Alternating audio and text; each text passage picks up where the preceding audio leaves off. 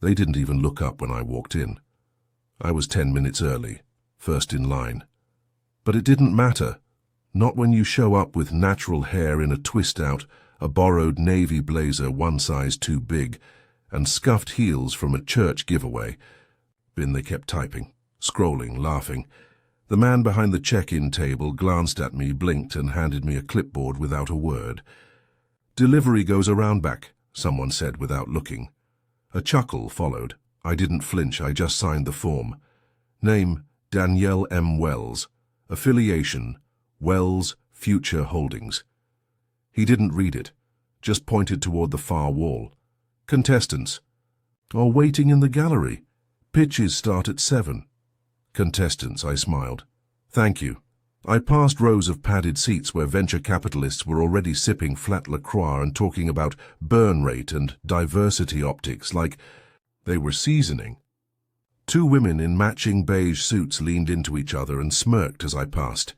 One mouthed, "Intern." A younger man, no older than 30, flashy sneakers, gold-rimmed glasses, leaned across the aisle.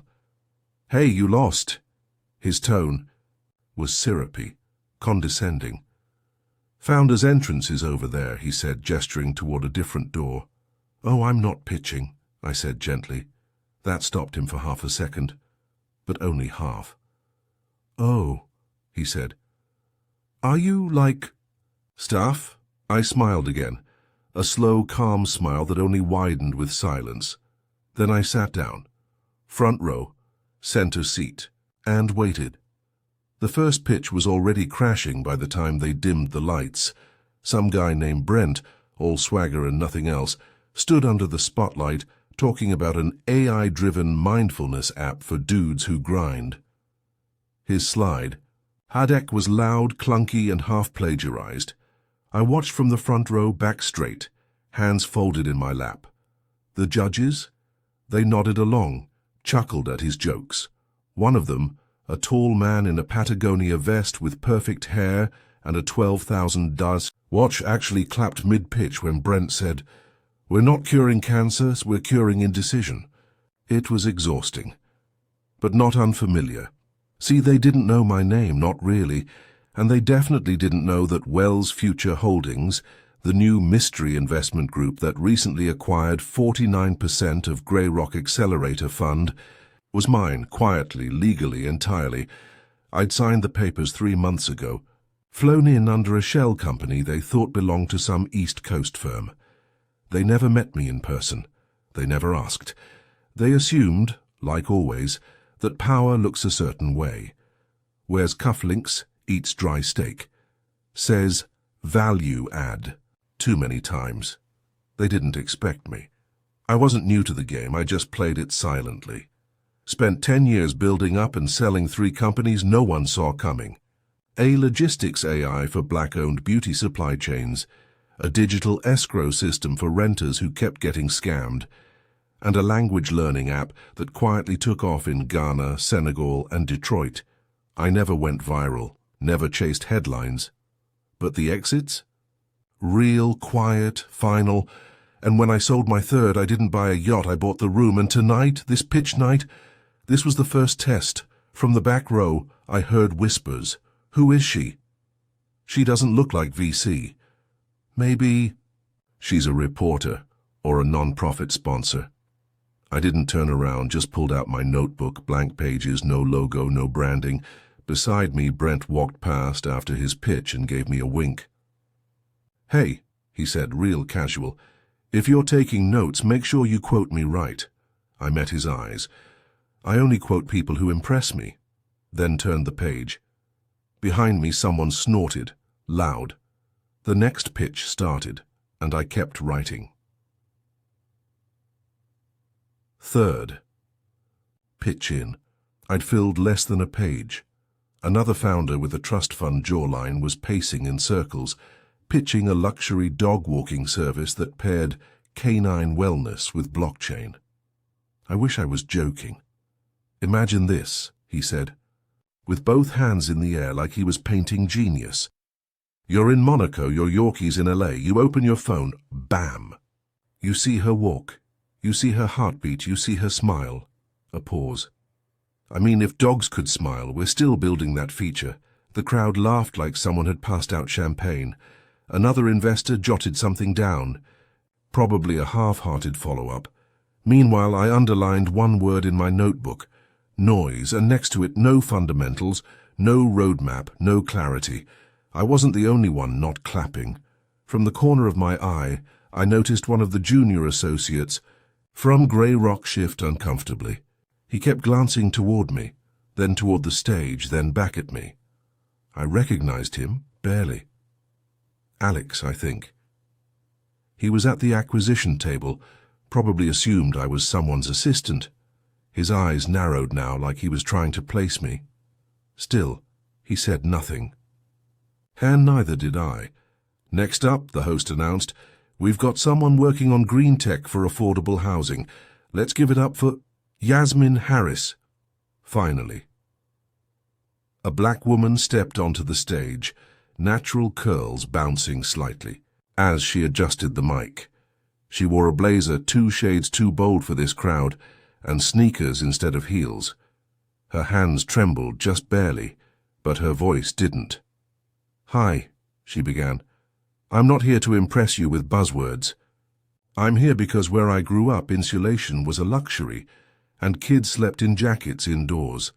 The room fell quiet. My pen paused. Her pitch was good, real good, smart tech, scalable prototype, community-based testing already underway in Atlanta.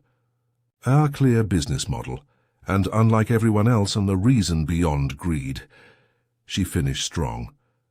A beat of silence, then a slow clap from the same Patagonia-vested judge who'd been hyping crypto dogs. He tilted his head. Compelling, but let's be honest. Affordable housing, not exactly a sexy investment. Another chuckle from the judge's table. Yasmin's smile didn't crack, but her hands folded tighter in front of her. Still, one woman chimed in, you're obviously passionate, and that's cute. Just make sure you understand the scale you're stepping into. The real market's more cutthroat than college incubators. I looked at my notes, then slowly closed the notebook. I saw Alex again, now fully watching me. He opened his mouth, then closed it, because I just made a call, quietly, sent a text to my lawyer. One line, fund Yasmin directly, $750K pre-seed, no middlemen, equity-based. Quiet offer. Tonight was about watching, but I didn't have to wait to move. Behind me, another founder whispered, she's still here? I didn't turn around, because I wasn't done watching yet, and they weren't done showing who they really were. By the 4th round of pitches, the room had started to thin, not with people, though they were still there, but with illusion, the kind that clings to overpriced blazers and startup lingo. I sat motionless in the front row, and yet somehow they were beginning to shift around me. Alex, the junior associate, had now changed seats. He was 2 rows behind me instead of 5, pretending to scroll through emails. But every so often I'd catch the flick of his gaze, like a man trying to remember if the storm coming was something he ignored once. The panel was growing tired. Their questions were sloppier, sarcastic, their charm more performative than sincere, and then it happened, ma'am. A voice from the aisle, deep, smug, directed at me. I looked up slowly. It was the same man from earlier, the one who'd mistaken me for staff, except now he was standing, arms crossed, eyebrows cocked, a performative smirk already forming. Sorry. Just curious, I've seen you taking notes all night, he said loud enough for the room to hear. Are you media, blogger, or like scouting talent or something? The whole row turned, head swiveled like radar. I took a breath, held it, then I stood. No, I said, calm, clear, I'm just watching, listening. He laughed. Oh, you're an investor. Another chuckle. Sorry, just hadn't seen you around before. The tone in his voice was made of nails, polished, smiling, and passive-aggressive, the kind used to close doors slowly in your face. Then, before I could answer, one of the judges leaned over his mic, the woman with the beige suit and tighter than necessary bun. "We're happy to welcome community members tonight, of course," she said, like I was a toddler given a big girl chair. "But please don't distract the presenters. Let's stay professional." It wasn't what she said, it was how, like I didn't belong, like I hadn't funded half the room. My voice didn't rise, it never had to. "I appreciate that," I replied smoothly. "Professionalism matters. So does preparation." Then I turned to the man in the aisle. "And for the record, I'm not scouting." He blinked. "Then what?" "I already own it." The silence hit like cold water. A ripple of confusion. One of the interns dropped their coffee. "I'm sorry," he said. I repeated slowly, folding my notebook and slipping it into my tote. "I already own the firm this event belongs to. Wells Future Holdings finalized acquisition of a controlling stake in Greyrock last quarter." Quietly, of course now the silence had teeth, Alex, now pale, stood up from his chair. "Wait," the woman at the panel stammered. "That's not, there must be—" But I wasn't finished. "I've spent the night listening to you judge. Dreams like they were jokes, laughing at urgency, dismissing impact because it isn't branded in your colors. That ends tonight." My eyes swept the room. "Starting tomorrow, this accelerator will review applications with anonymized profiles. No names, no photos, only pictures, real merit." I turned back to Yasmin, who was still standing by the exit with her demo bag in hand, and the first founder we're funding already left the stage. The man in the aisle sat down. Hard, and no one, not one person, laughed. They didn't speak for almost 30 seconds, which in a room like that felt like a funeral, not for a person, but for their illusion of control. I could hear the hum of the HVAC above us. A throat cleared in the back, and someone, probably Alex, whispered a sharp "holy sh" under his breath. The host, poor thing, tried to pivot. Well, let's give a big round of applause for our next founder." But no one clapped. They were still looking at me, trying to connect the dots, trying to figure out how the woman they dismissed had just rewritten the script without raising her voice. I didn't sit back down. I moved in calmly, turned to the aisle. As I passed the judges' table, the woman in beige looked up like she wanted to say something. Her mouth opened, then stayed there, slightly parted, confused. "I'll be in touch," I said gently, nodding. She blinked. I didn't know." "You didn't ask." I didn't need to say more. Out in the hallway, the air smelled less recycled. The hallway lights were dimmed. The poster board that said "Pitch Night 2025" leaning slightly, crooked on its tripod. I adjusted it gently, not out of pettiness, just habit. Precision lives in the details. Behind me, a door creaked open. "Danielle." I turned. It was Yasmin. She looked cautious, like she thought maybe I'd disappear if she moved too fast. I'm sorry. I just wanted to say—" "You did. Good." She blinked. "You spoke truth, built something real. You were the only one who didn't come in here trying to sound like everybody else." Her eyes watered, but she held it together. "I thought I blew it. When they called me cute, I almost walked out. They say cute when they feel threatened but don't want to admit it. It's a tell." She laughed, one quick breath through her nose. "Are you serious about funding?" "I don't bluff, Yasmin." Then I paused. "But I also don't just write checks. You'll work with me, my team, mentorship, clean cap table. You keep control." Her hand flew to her mouth like the words needed something physical to rest against. Yes, thank you." "Good," I said. "Now go home and rest. You've got a company to run." By the time I got to the valet line, the whispers had traveled. I passed by Brent again, Mr. AI for Dudes. He stood near the champagne bar, trying not to look shaken. His phone was out, thumb furiously scrolling, probably Googling me. He didn't speak this time, didn't wink, just watched. And when my car pulled up, A quiet, unbranded black sedan, not flashy. I climbed in without a word. As we drove off, my phone buzzed. Alex, Grey Rock associate. Just heard from legal. It's true. You're really majority now? Danielle. No, I'm not majority. I'm everything they ignored until it was too late. The boardroom smelled like old cologne and expensive excuses. They scrambled to prepare it, emailed out the emergency. Invite before sunrise. Special session internal equity review. What they really meant was damage control, the kind they didn't know how to do quietly anymore. I arrived right on time, not early, not late, time enough to watch them squirm. 7. Men, one woman, all pale, all polished. None of them greeted me by name. Harold, the board chair, stood to welcome me, all stiff posture and forced humility. Ms. Wells, he said like he had marbles in his throat, thank you for joining us. We, understand you made some remarks last night at pitch night. Public remarks, I nodded once. I did. And that you offered unilateral funding to a contestant without consulting Grey Rock's vetting committee. I did. Flat, unapologetic. A beat of silence. Then, well, with respect, he started, clearing his throat again. That's not traditionally how we handle investment strategy.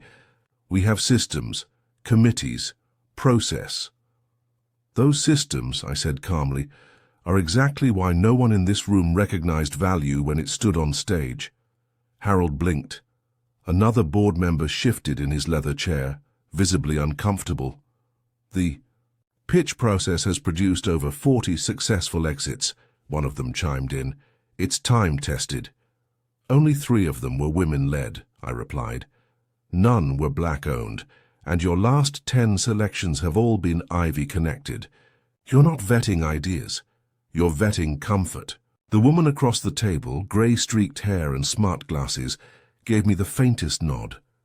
The others didn't notice. I didn't buy this firm to decorate the diversity slide, I said.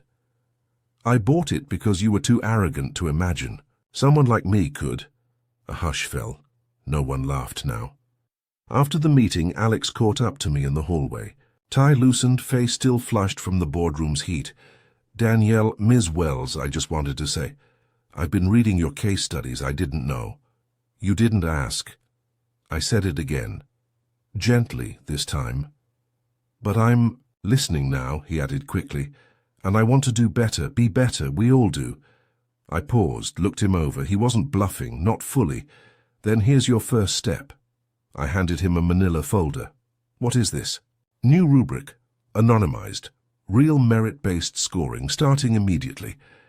And we reopen applications for the spring cohort. The room will look different next time, or it won't happen at all. He opened it slowly, eyes scanning the first page. This changes everything. That's the idea. As I left the building, reporters were already circling. Word had gotten out. Who is the mystery investor? Did she hijack the firm? Who gave her that kind of money? None. Of them knew the truth. I earned it quietly. In rooms they never entered.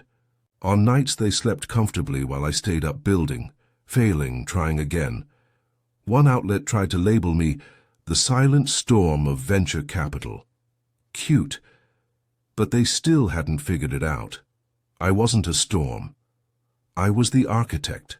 And the foundation they built? I just changed the blueprint. By the end of the week, they were calling it the takeover. Capital T, capital gasps. Every tech blog with a slick layout had a headline. The woman who silently bought the room. Venture capital's quiet reckoning. And the black. Founder who caused it. Danielle M. Wells, ghost investor, now industry architect. I didn't read them all, just skimmed. The truth never lives in the bylines. Only in what they try to avoid saying. What they wanted to call me was a fluke, a flurry, a surprise. But I wasn't. I was the proof of what happens when you stop asking for permission. Monday morning, I returned to the Grey Rock offices. This time I didn't wear the borrowed blazer. High-waisted black trousers, silk button-down, no logo, no labels. My hair pulled back tight, gold hoops, small, intentional. As I stepped off the elevator, the receptionist stood up so fast she knocked over her coffee. "Oh, Ms. Wells, I didn't know you were coming in today." "Just Danielle," I said, then gave her a warm smile. "And it's all right. I like unannounced visits." People scattered like wind over paper as I walked in. Some turned to greet me. Others ducked into conference rooms with half-closed laptops. One man, the same one who mocked me on pitch night, kept his eyes glued to his screen. Cowardice. Always has perfect posture when guilt walks by. I made my way to the back, the glass office that once belonged to Harold. He was inside, alone, packing. He turned when he heard the door open. "Danielle." His voice was flat, tired. "Harold." I didn't pretend to be surprised. "I assume you've come to twist the knife?" "No," I said simply. "That already happened. You did it yourself." He exhaled and sat. "I built this place from nothing, you know, the others." They laughed when I started, called it a hobby fund. I said nothing, but I guess that's irony now, being laughed at. Still, I said nothing. Let the weight hang in the silence. He finally looked up. "So what happens to me?" "You get your shares, your exit, and you're quiet." Then I stepped forward. "And you don't speak on my name in rooms I'm not in." He nodded slowly. Maybe for the first time he saw me clearly, not as a surprise, not as a scandal, but as the standard now. 2 hours later we held an all-hands meeting, mandatory, standing room only. I walked to the front. No mic, no slideshow, just presence. "I'm not here to gut this company," I said. "I'm here to rebuild it." No one spoke. The future of investment isn't just who you fund. It's how, who you trust, who you silence, what you see. When someone walks into a room without your approval. I scanned the crowd, saw Alex nodding, saw the woman from legal standing tall, saw Brent in the back staring at the floor, and just to be clear, I smiled now, faint but firm. "I won't be the last woman to sit in this chair, but I promise you, I'll make sure no one like me ever has to sneak in the back again." A pause, then one clap, another. Then the room stood. It wasn't applause for a performance, it was the sound of stone walls beginning to crack. The email landed like a grenade. Subject: withdrawal of interest, Jensen Group and allied partners. 12 lines. Cold. Punctuated with words like strategic misalignment and brand divergence. Translation: too black, too bold, too out of their hands. They were pulling 20 million. Overnight. Alex stormed into my office, red-faced and pacing. "We're losing anchor funding. Danielle, this is half the spring round." "No." I said calmly, scrolling. "It's half the old round. The new one hasn't even started yet." But the board's nervous. "They're whispering about pausing the cohort, reassessing your direction." I looked up. "My direction is the only reason this company still has a future." His mouth opened, then stopped, because he knew it was true. That night, I didn't go home. I stayed in the office, lights low, blinds half closed. I pulled up the applicant pool, thousands of names from around the country, from cities they ignored, from neighborhoods investment never touches, unless it's bulldozing something sacred. I read every fourth application, one by one. A woman building smart thermostats for mobile homes, a formerly incarcerated coder building tools for court navigation, a high schooler with a prototype to clean lead out of water pipes using algae. Real ideas, real people, no gloss, no filters. I picked 30 founders. 30 stories they would have laughed at until they couldn't. Then I picked up my phone. "Jasmine?" "Yes." "Ms. Wells?" "Call me Danielle. I've got a proposition." By spring, they couldn't ignore the numbers. 4 companies had gone viral, 2 already closed seed rounds. And the kicker, one had signed a licensing deal with the same Jensen group that had pulled out just months before. Now they wanted back in. Sent a bouquet to my office with a handwritten note. Open to a fresh conversation. I sent it back with one word scribbled in Sharpie. No. The board settled down. Whispers turned into nods. The old guard made way slowly, not because I asked, but because results don't negotiate. Yasmin's company broke ground on its first pilot housing site in East Point, Georgia. The teen founder, Jamal, got a New York Times feature for his water filter.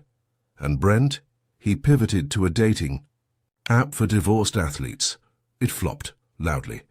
6 months later, I walked into another pitch room, different city, different crowd, same shade of doubt. The host scanned the list, then glanced at me. Are you here to present? His voice was polite, but still laced with that old tone. I smiled. No, just observing. And I walked past him, straight to the front row. He didn't stop me, because some lessons stick. Later that night, Yasmin texted me, "You changed everything." I stared at the screen, typed back, "Not everything, just the locks on the door."